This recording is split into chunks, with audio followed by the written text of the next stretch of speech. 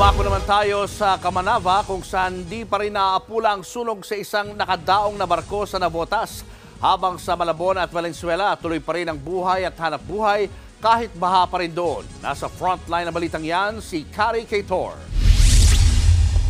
Higit isang araw na ang nakalilipas pero hindi pa rin idinedeklarang fire out ang nasusunog na MV Camila sa baybayin ng Navotas City. Sa gitna yan ng hagupit ng bagyong Enteng. Ayon sa Navotas City Disaster Risk Reduction and Management Office, nasunog ang 2 pirasong angkla ng MV Camila kaya hindi pa ito nahihila.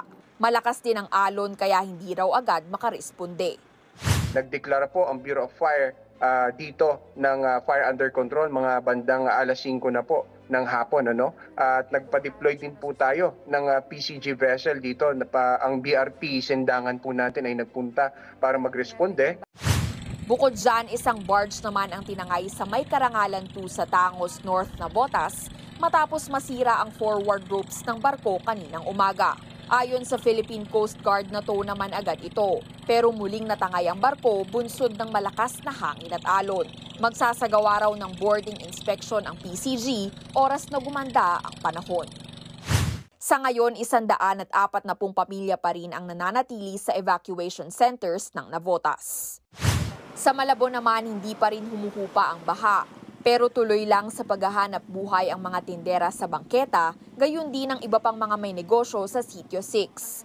Si Ana, tindera ng bigas, libo-libong piso na raw ang nalugi simula kahapon. Nagpapasalamat na lang daw siya na hindi tinangay ng baha ang mga paninda niya, gaya ng nangyari sa kanya noong nanalasa ang bagyong Karina. Bumabawi naman po kami pag medyo okay na yung panahon, pero pag ganito pong may kalamidad, doon po kami apektado talaga.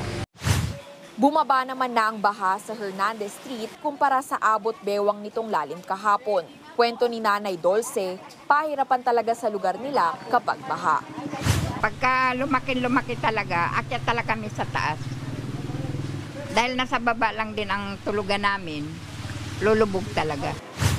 Pagdating naman sa kalyeng ito malapit sa Tinajeros Bridge, may kabagalan ang traffic. Pasado 12:00 na ng tanghali pero kung makikita nyo, hindi pa rin humuhupa ang baha rito sa kahabaan ng MH Del Pilar Street sa Malabon City. Ayon sa mga residente, posibleng abutin daw ito hanggang mamayang hapon. Matagal daw kasi talaga bago bumaba ang baha sa kanilang lugar. Ayon kay Malabon Mayor Jeannie Sandoval, nakatulong ang paglalagay ng karagdagang sandbags at bamboo stakes o kawayan sa mga lugar malapit sa nasirang Tulyahan River Wall sa Barangay Tinajeros. Samantala, perwisyo rin ang baha sa Valenzuela. Sagabal sa ilang motorista ang gutter deep na tubig sa bahagi ng Barangay Malanday hanggang kaninang tanghali. Umabot sa halos 100 pamilya ang inilikas sa mga evacuation center sa Valenzuela. Pati ang mga alagang hayop, binigyan din ng temporary shelter. Patuloy naman ang operasyon ng iba't ibang pumping station sa lungsod para tuluyan ng matanggal ang baha.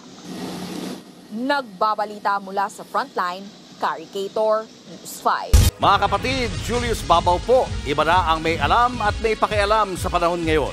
Para sa Frontline ng mga balita, mag-follow at mag-subscribe sa social media pages ng News 5.